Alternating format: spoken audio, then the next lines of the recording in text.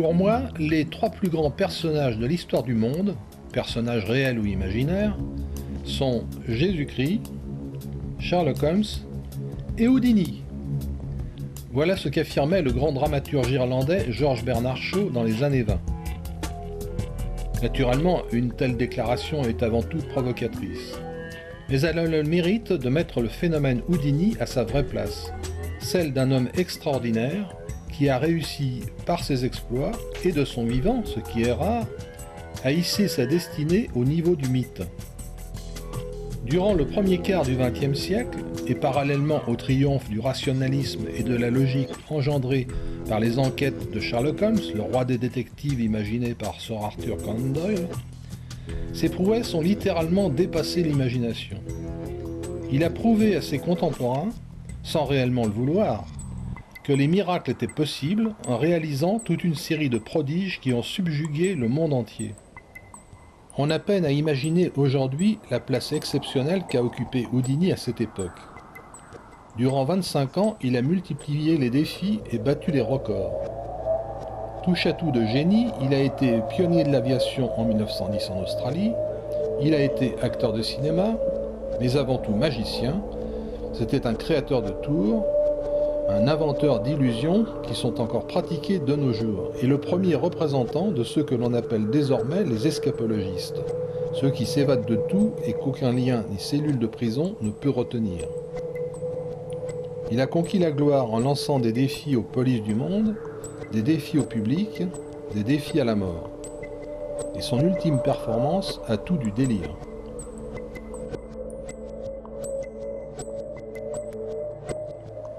Alors nous sommes début novembre 1926, le jour des obsèques d'Houdini, qui sont suivis par une foule immense. On parle de 50 voitures qui suivent le cortège. Il y a des représentants de la presse, bien sûr, il y a des hommes politiques, il y a des gens du spectacle. Et on raconte qu'au moment où le cercueil d'Houdini est descendu dans la fosse, le grand producteur de théâtre Florence Ziegfeld, tout le monde aujourd'hui se rappelle encore des Ziegfeld Folies, Ziegfeld donc se penche vers son voisin et lui chuchote dans l'oreille « Je vous parie qu'il n'y est déjà plus ». Alors bon, cette déclaration est sans doute apocryphe, elle a été inventée par un journaliste facétieux. En tout cas, Florence Ziegfeld, si c'est à lui, ne croyait pas si bien dire, puisque 10 ans après sa disparition, eh bien, Houdini ferait encore parler de lui. J'y reviendrai tout à l'heure. Alors, ce qui est difficile lorsqu'on veut cerner le personnage de Houdini et puis étudier un peu sa vie et ses exploits, c'est que c'était un génie de la publicité et il a réussi à créer autour de sa personnalité et des illusions qu'il a pratiquées une sorte de légende qui a petit à petit obscurci la réalité. Il a inventé des tas d'événements et finalement il est très difficile maintenant de discerner la réalité du mensonge, de l'affabulation. Il y a aussi des coïncidences curieuses dans sa vie. Par exemple, il est mort un 31 octobre. Or, le 31 octobre, c'est la veille de la fête d'Halloween. Pour un personnage de spectacle de cette ampleur, c'est quand même assez exceptionnel. À tel point, c'est que certains ont été même jusqu'à imaginer qu'il avait choisi la date de sa mort. Et d'autant plus que sa mort se situe dans des circonstances assez bizarres, mais j'y reviendrai tout à l'heure. Je vous livre une deuxième coïncidence qui fait les délices des amateurs d'insolites et de numérologie. Il a vécu très exactement à cheval sur le 19e et le 20e siècle. Il est né en 1874, donc 26 ans avant 1900. Il est mort en 1926, soit 26 ans après. 26 et 26, 52. Il a vécu 52 ans, mais 52, c'est aussi le nombre de cartes dans un jeu de cartes. Alors, première affabulation, Houdini a laissé croire toute sa vie qu'il était un authentique Américain, qu'il était né aux États-Unis. On sait aujourd'hui que c'est entièrement faux, mais ce n'est que 30 ans après sa mort, dans les années 60, que l'un de ses biographes, Milbourne Christopher, qui était un magicien lui aussi, a retrouvé son acte de naissance. Eh bien, Houdini était né à Budapest. Il était né d'une famille juive, son vrai nom c'était Eric Weiss, W-E-I-2-S. Son père était rabbin et avait émigré aux États-Unis la même année avant sa naissance, et sa femme a rejoint son mari après. Et donc Houdini a vécu son enfance dans la petite ville de Appleton, dans le Wisconsin, qui était proche du lac Michigan. Très tôt, il se passionne pour la magie, il apprend la manipulation, il lit énormément, et un ouvrage l'émerveille, les mémoires de Robert Houdin, et il va développer, il va nourrir une admiration sans borne pour le magicien français. Petite parenthèse, lorsqu'on parle à un Américain et qu'on lui demande de citer le nom d'un grand magicien, 3 Américains sur 4 citent Houdini. Pour un Français, lorsqu'on parle de Houdini, il mélange toujours Houdini et Robert Houdin. Ce sont deux hommes totalement différents. Robert Houdin a été un magicien français, certainement le plus grand magicien français. Il a vécu au XIXe siècle, il est mort avant la naissance d'Houdini, en 1871. Ça a été un très grand créateur de tours. Il a imaginé, il a inventé quantité de tours qui sont encore pratiquées de nos jours. Il a joué un rôle important au moment de la colonisation en allant en Algérie pour pacifier l'Algérie, à la demande du gouvernement. Il a montré aux marabouts qui avaient une puissance extraordinaire sur la population qu'il faisait des tours beaucoup plus forts qu'eux. Donc Robert Houdin était un personnage important, pas seulement un homme de spectacle. Houdini donc a développé une admiration sans borne pour ce personnage, et quelqu'un lui a dit à ce moment-là, on ne sait pas pourquoi, si tu choisis comme pseudonyme Houdin et que tu ajoutes un i derrière, ça fera Houdini, et en français ça voudra dire comme Houdin. Et c'est la raison pour laquelle il a adopté ce pseudonyme. Enfin, c'est l'explication qu'il en a donnée. Harry étant l'équivalent de Eric. Donc, il devient très vite Harry Houdini dans les années 1892-1893. Il fait un long stage chez un serrurier, où là, il va apprendre le maniement des serrures et puis comment les crocheter, ce qui va être très utile par la suite. Il fait aussi un stage assez long dans un cirque. Et là, au contact des contorsionnistes et des avaleurs de sabres, il va apprendre des rudiments qui vont là aussi lui servir beaucoup par la suite. C'est à ce moment-là qu'il rencontre son épouse, Béatrice Renner, qu'il épouse à 20 ans, en 1894, et qui va s'appeler Bess, et ce sera désormais les Houdini, Harry et Bess Houdini. À cette époque, il présente déjà des tours. Il a d'abord commencé avec un magicien de ses amis, et puis ensuite il s'est associé avec son frère, qui plusieurs années plus tard, au début du siècle, se fera appeler Hardin. Ils ont présenté le fameux tour de la Malle des Indes, qui était une invention de Robert Houdin, et puis donc Houdini va marier avec Bess, va représenter ce tour qu'ils appelleront la métamorphose. Alors, la métamorphose, je le rappelle brièvement, tout le monde connaît ce tour, depuis 150 ans, on l'a vu quantité de fois. L'assistante du magicien est menottée et enfermée dans un sac fermé par une corde. On place le tout dans une malle qui est cadenassée. Le magicien monte sur la malle, prend un rideau qu'il élève devant lui. 3 secondes après, le rideau baisse, c'est son assistante qui est à l'extérieur. Et naturellement, on ouvre la malle cadenassée, on ouvre le sac, et à l'intérieur se trouve le magicien, toujours menotté.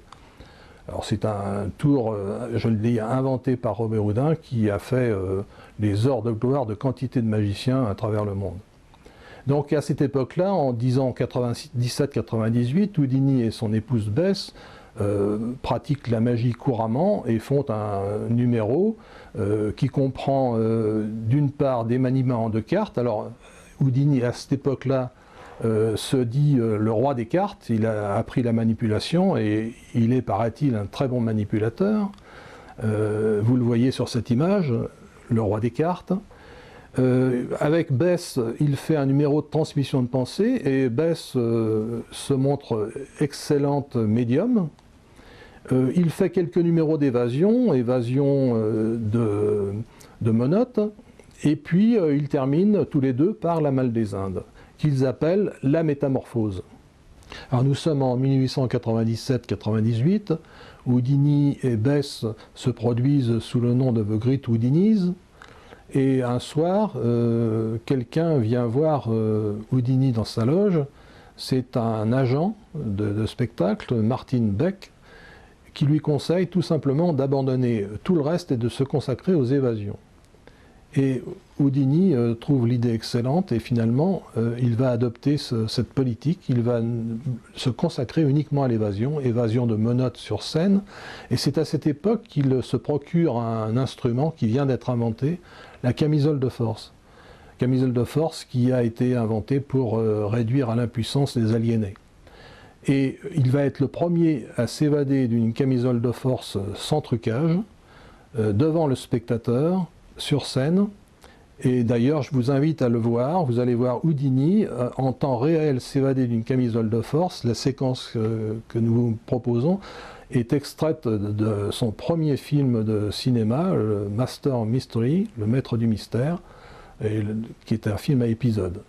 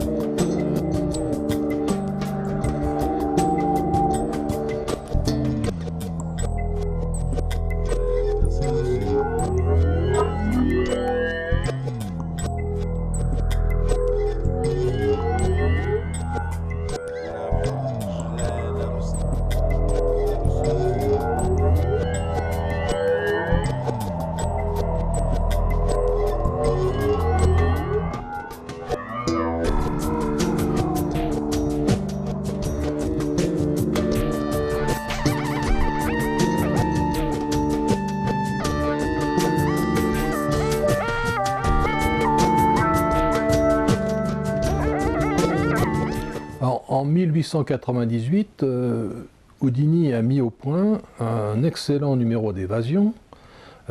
Sur scène, il s'évade de toutes les menottes qu'on peut lui poser et se place à ce moment-là, un moment capital dans sa carrière de showman. Il va pour la première fois défier la police, en l'occurrence la police de Chicago. Il affirme qu'il pourra se libérer de n'importe quelle cellule en moins d'1 heure. Alors comment a-t-il réussi à obtenir l'approbation de la police dans ce défi? Ça reste plutôt vague, on ne sait pas exactement. En tout cas, il a certainement usé de ses relations dans le domaine du journalisme. En tout cas, ce jour de 1898, il est déshabillé, fouillé par un médecin, enfermé en caleçon dans une cellule de prison à Chicago, et toutes les personnes présentes, les journalistes, le directeur de la prison et quelques policiers attendent dans le bureau du directeur. Eh bien, ils n'attendent pas bien longtemps. En moins d'1 heure, Houdini s'est libéré et entièrement rhabillé, il entre dans le bureau. À partir de là, les journalistes vont écrire leurs papiers et il va devenir la sensation du moment et il gardera pratiquement toute sa vie la première page avec ce genre d'exploit constamment renouvelé. Donc on l'a appelé le roi des menottes, il devient maintenant l'évadé perpétuel, et puis ensuite il va garder ce surnom de roi de l'évasion. Et je voudrais vous lire une petite énumération des évasions auxquelles il a pu se livrer au cours de son existence. Il se libérait en un temps record de toutes menottes, chaînes et fers qui lui enserraient bras et jambes. Il fut le premier à pouvoir s'échapper d'une camisole de force non truquée. On le ligota sur le dos d'un cheval lancé au galop. On l'immobilisa sur un lit d'aliénés. On l'attacha avec une corde goudronnée. On l'enroula dans un drap mouillé. En Hollande, on l'enchaîna aux ailes d'un moulin à vent qui tournait. Il se libérait toujours. Parfois, souvent même, avec quelques contusions. On le lia à une potence, on le suspendit par les pieds, le corps pris dans une camisole de force. Il s'en dégageait encore, on l'enferma dans des caisses, des malles, des coffres-forts, des cellules de prison, des cercueils. Il fut claustré dans une boîte de carton fermée par un cachet de cire, dans un sac postal contrôlé de façon analogue. Il fut reclus dans une chaudière de marine soigneusement cadenassée. Il parvenait toujours à se délivrer. Il s'échappa d'un ballon de football géant construit pour la circonstance, d'une cellule de verre hermétiquement close. On l'enterra sous 2 mètres de terre. 20 minutes plus tard, il émergeait du sol. Lorsque le public se montra blasé par ces inlassables tentatives, il les renouvela en introduisant le danger de noyade ou d'asphyxie. À l'apothéose de ces performances se situe le pot de lait miraculeux et la cellule chinoise de torture. Au début du siècle, Houdini parcourt le monde. Il commence par l'Europe et, comme à son habitude, il défie la police. À Londres, il défie Scotland Yard. Un inspecteur du Yard lui demande d'entourer une colonne de ses bras et le menotte derrière la colonne et lui dit « Je viendrai vous délivrer dans 1 heure ou 2 ». Il a à peine tourné le dos, il entend un léger bruit et Houdini, les mains libres et les menottes à la main, lui emboîte le pas en disant « Je viens avec vous ». Et le directeur de l'Alhambra qui est présent lui fait un pont d'or pour son spectacle. Il vient à Paris, il va en Russie. En Russie, il défie la police de l'enfermer dans la fameuse roulotte des condamnés pour la Sibérie. Alors là, la légende dit que lorsqu'on enferme un condamné dans cette roulotte, la seule clé qui permet d'ouvrir la roulotte se trouve en Sibérie. Et bien Houdini se laisse enfermer là-dedans. Et voilà ce qu'il écrit à M. Caroli, le directeur de la revue L'Illusionniste à Paris. « J'ai échappé hier complètement déshabillé de la cellule des transportés en Sibérie. La fouille que m'ont fait subir sans résultat les agents de la police secrète russe est une chose que je n'oublierai jamais. J'ai déjà subi la même opération de la plupart des polices du monde, mais je n'avais jamais rien vu d'aussi barbare. Malgré cela, on n'a rien trouvé sur moi, et pourtant, au grand étonnement des policiers, je m'étais libéré en moins de 10 minutes. » Alors là, Houdini affabule certainement, parce que lorsqu'on connaît le moyen avec lequel il a réussi à s'échapper de la roulotte russe, il a certainement mis plus de 10 minutes. En tout cas, il est célèbre désormais dans le monde entier, par ses défis à la police. Il va ajouter à cela, dans ses spectacles, des défis au public, c'est-à-dire il offre une très bonne somme d'argent, une très grosse somme d'argent à toute personne qui pourra l'attacher de quelque manière que ce soit, ou avec des menottes de son invention, et qu'il ne puisse pas se libérer. Et apparemment, il faillira une fois parce que quelqu'un lui mettra des menottes qu'il aura bricolées et qu'il aura coincées avec un mécanisme. Donc à partir de là, Houdini vérifiera à chaque fois le bon fonctionnement des engins qu'on l'obligera à endosser. Donc il va défier le public constamment, et puis ces défis à la police commencent un peu à fatiguer les gens parce que c'est systématique et finalement il réussit à chaque fois. Alors il va employer une autre méthode publicitaire. Désormais il va se faire attacher dans une camisole de force et pendu par les pieds dans les rues. À chaque fois qu'il arrive dans une ville, il propose cela à la police, et puis finalement il est connu pour ça, et la performance attire les foules, et on le voit se libérer d'une camisole de force, pendu par les pieds, devant la façade d'un gratte-ciel, et c'est la séquence que je vous propose de voir maintenant.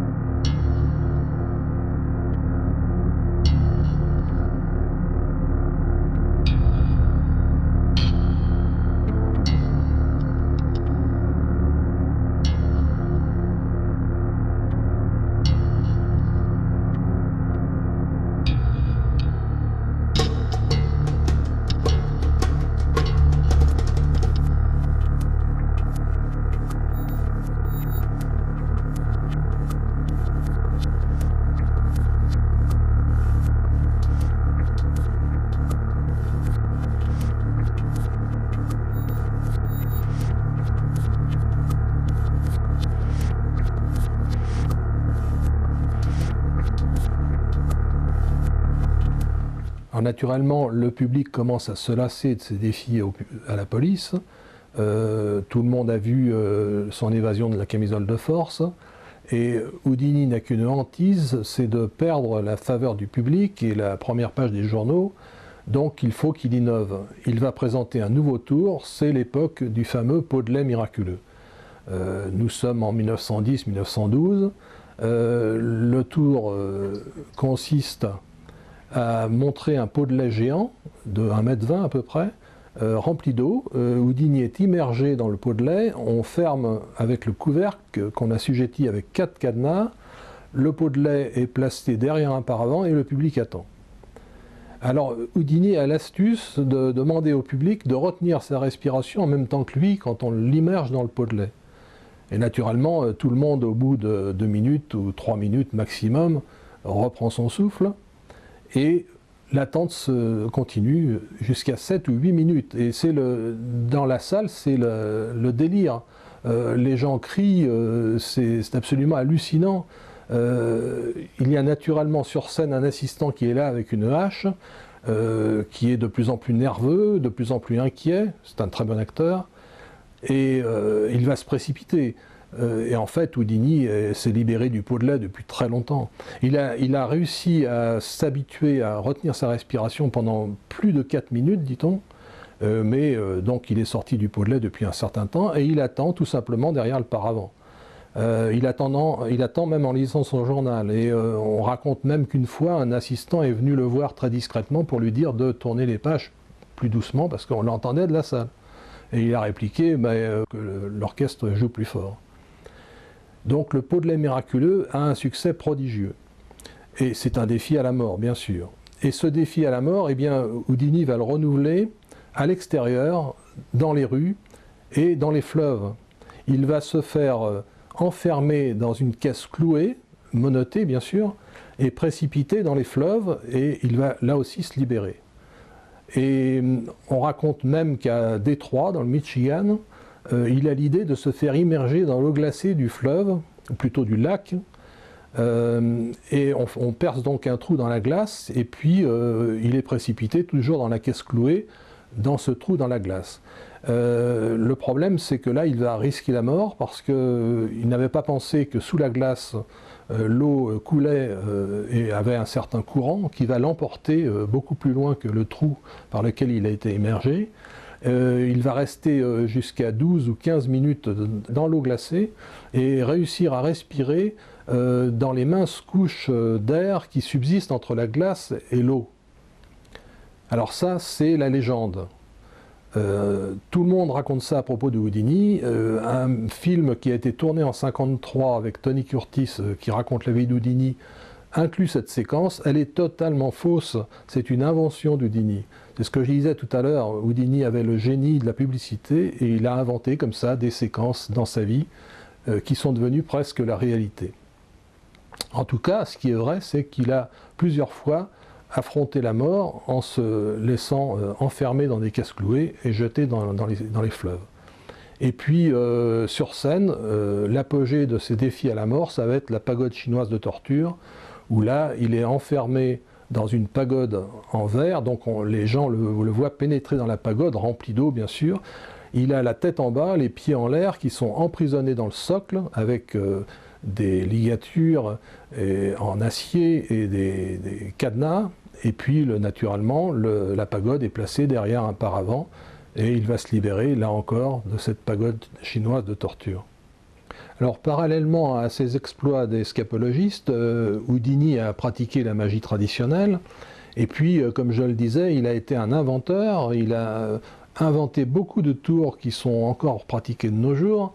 Il a été le premier à présenter la disparition d'un éléphant en hippodrome, un tour qui n'est pas facile à voir parce que ça demande beaucoup de mise en scène et puis une stature de magicien que beaucoup n'ont pas. Les derniers à l'avoir présenté, à ma connaissance, sont Siegfried et Roy à Las Vegas, avant l'accident dramatique de 2003. Il a présenté aussi un autre tour extraordinaire dont je voudrais vous dire quelques mots. Bon, j'ai dit qu'il avait été surnommé l'évadé perpétuel et le roi de l'évasion, et puis un journaliste un jour a eu l'idée de l'appeler l'homme qui passe à travers les murs. Ce qui lui a donné l'idée de présenter cette expérience au public, la traversée du mur de briques. Alors, je précise qu'il est le seul à avoir présenté ce tour, personne n'a jamais osé le reprendre depuis. On dit en fait que le tour a été inventé par un magicien anglais qui aurait acheté les droits pour l'exploiter lui-même. En tout cas, il a toujours revendiqué la paternité de ce tour. Alors ça se présentait de la manière suivante. La scène était vide, on posait un tapis pour éliminer dans l'esprit du public toute idée de trappe, et tandis que Houdini présentait son tour devant les spectateurs, toute une armée d'assistants construisait très rapidement un mur de briques sur la scène. Un mur perpendiculaire à la salle, de façon à ce que le public puisse voir à la fois la gauche et la droite du mur. Lorsque le mur était construit, il faisait à peu près 2 mètres de hauteur, Houdini demandait à des spectateurs de monter sur scène pour que le mur soit complètement entouré. Il y avait donc des gens derrière la scène, des gens de chaque côté de la scène, et puis les gens restaient dans la salle. On plaçait un paravent de chaque côté du mur, au milieu. Houdini se mettait derrière le premier paravent, disons à gauche. Il levait la main au-dessus du paravent, il baissait la main. Au moment où il baissait la main, 2 assistants se précipitaient pour retirer le paravent. Houdini avait disparu. Et le temps que les 2 assistants ramènent le paravent dans les coulisses, eh bien, on voyait la main d'Houdini qui apparaissait derrière le 2e paravent. On retirait le 2e paravent et Houdini avait traversé le mur. Alors, c'est un tour comme ça assez extraordinaire. On sait comment il a été pratiqué. Je ne vous révélerai pas le truc parce qu'on pourrait m'accuser de débinage. Débinage, vous savez, c'est comme ça qu'on désigne cette action qui consiste à dévoiler les tours des magiciens, et pourtant ceux qui le font ont prêté serment. Ce tour, néanmoins, est très intéressant parce que, comme je le disais tout à l'heure, personne ne l'a jamais repris. Et pourquoi? Parce qu'il faut avoir la carrure de Houdini pour présenter un tour de cette taille.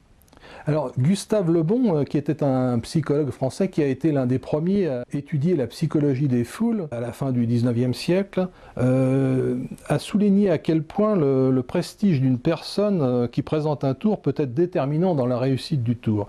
Et alors, il avait étudié un magicien de cette époque et il écrivait la chose suivante. « Le plus étonnant n'est pas la merveille des tours en eux-mêmes, mais l'extrême faiblesse des rapports qu'en ont fait les témoins non initiés. Les méthodes étaient tellement simples qu'on est étonné que le magicien ait eu la hardiesse de les présenter.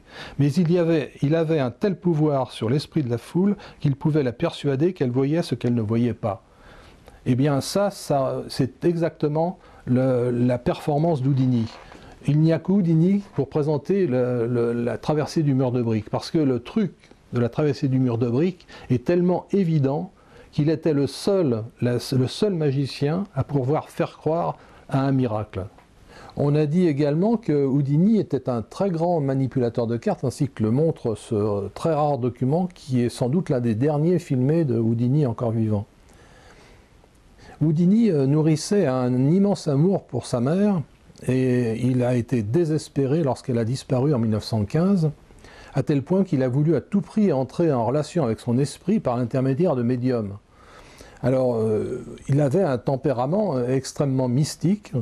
C'était à l'époque la grande mode du spiritisme. Le spiritisme avait pris naissance dans la 2e moitié du XIXe siècle, et il était à son apothéose à ce moment-là, et surtout après la fin de la Première Guerre mondiale. Et Houdini a couru les séances de spiritisme pour entrer en contact avec sa mère. Et puis il s'est rendu compte très vite, comme c'était un magicien professionnel, que les médiums, les prétendus médiums, usaient tous de trucs que les magiciens pratiquaient régulièrement, et ça l'a mis dans une fureur folle, à tel point, c'est qu'il a décidé de faire la guerre contre les charlatans de l'occultisme. Et ça a été la dernière partie de sa carrière. Il a consacré bien des années à visité les médiums, les soi-disant médiums. Il était à ce moment-là déguisé, comme le montre ce document. Et puis, il cherchait à connaître le moyen par lequel les médiums trompaient les gogos, et ensuite, il révèle son identité et dénonçait tous ces gens. Et ça a été, ce que je disais, une véritable croisade, à tel point, c'est qu'une partie de son spectacle, dans les dernières années de sa vie, a été consacrée à l'exposition des trucs employés par les soi-disant médiums. Et on a été jusqu'à dire que c'était une association de ces médiums qui avait tenté de le faire disparaître, puisque sa mort résulte d'un accident assez bizarre dont on va parler maintenant.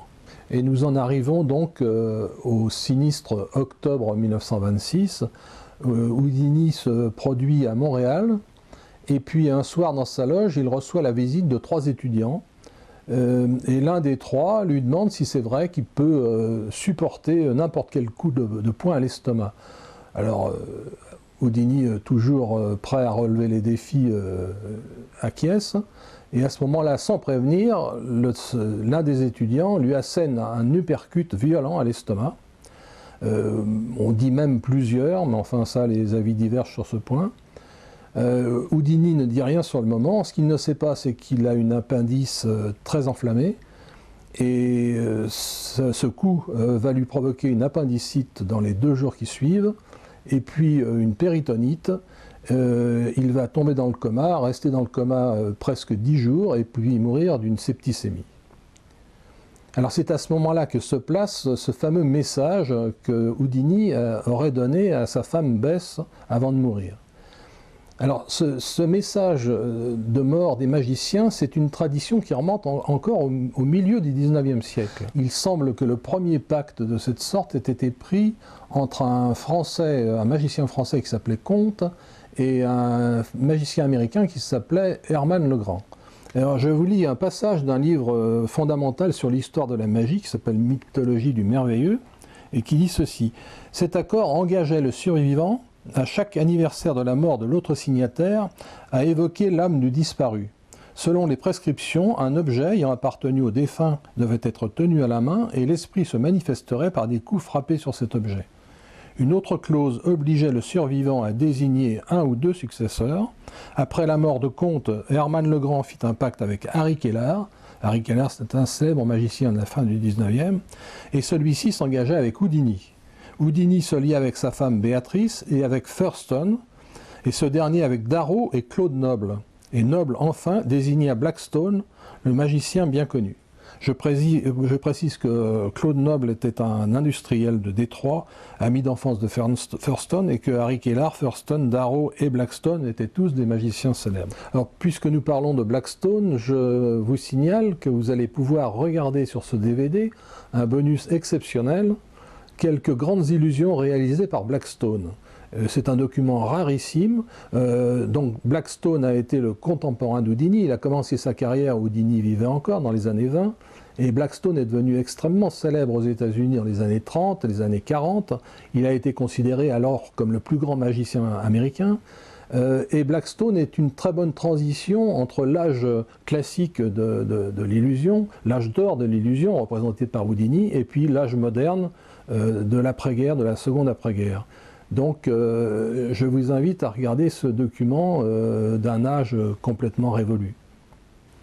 Donc Bess a reçu ce message secret de Houdini, et dans les 10 ans qui vont suivre sa mort, elle va essayer d'entrer en contact avec lui. Elle va faire passer des petites annonces offrant des sommes importantes aux médiums qui seraient capables de lui donner cette information.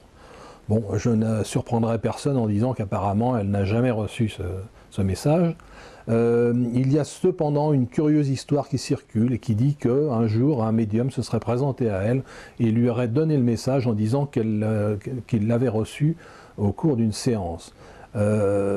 Ça n'a jamais été confirmé officiellement. Ce qu'on sait, on se doute de quelque chose, c'est qu'au moment où Houdini, sur son lit de mort, a transmis ce message, eh bien, il y avait une infirmière qui était présente, dont on tait le nom, mais qui est connue, et qui serait peut-être entrée en contact avec ce médium et lui aurait transmis ce message. En tout cas, l'histoire de Houdini s'arrête là. 10 ans après sa mort, au bout de 10 ans, Bess éteint la flamme qu'elle gardait chez elle devant un petit hôtel consacré à son mari. Et l'histoire d'Houdini s'est alors terminée officiellement. Alors il était normal que Houdini, grand homme de spectacle, s'intéresse un jour au cinéma. Il a commencé sa carrière cinématographique en 1919 en tournant un serial de 15 épisodes, The Master Mystery, distribué en France sous le titre Le Maître du Mystère, dont le scénario avait été coécrit par l'un des auteurs des célèbres serials Pearl White, qui était la grande héroïne de l'époque du genre. Le film était réalisé par Burton King et il avait la particularité de montrer une évasion de Houdini dans chaque épisode. Et la publicité soulignait que cette évasion avait été tournée sans trucage ni arrêt de caméra. L'autre particularité du film, c'est de montrer le premier robot du cinéma. Et si vous pouvez le voir sur ce document, ce robot n'a rien d'extraordinaire, il est plutôt un peu ridicule. Mais ce que je vous propose de voir, c'est une évasion tirée de ce film. Et vous allez voir l'agilité de Houdini et surtout comment il réussit à se servir de ses doigts de pied comme de ses doigts de la main. Vous allez voir, c'est assez étonnant.